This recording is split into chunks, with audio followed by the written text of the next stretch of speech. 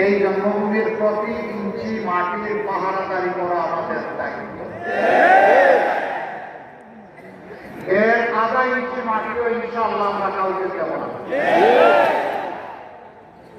জুলাই যোদ্ধারা বলেছিল জীবন দিব, জুলাই দিব না। আমরা তাদের সাথে সুর মিলিয়ে বলতেছি জীবন দিব, মাটি দেব।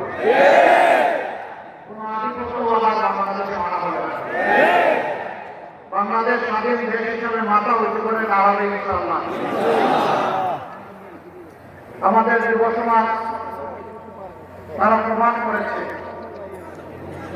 দেশের যে কোনো মর্যাদা রক্ষার জন্য বুক চিতিয়ে লড়াই করতে তারা সর্বদা তৎপর। চট্টগ্রাম মহানগরী শুধুমাত্র বন্দর নগরী নয়, শুধুমাত্র বাণিজ্যিক রাজধানী নয়, এটি এক সুদীর্ঘ সুন্দর ইতিহাস,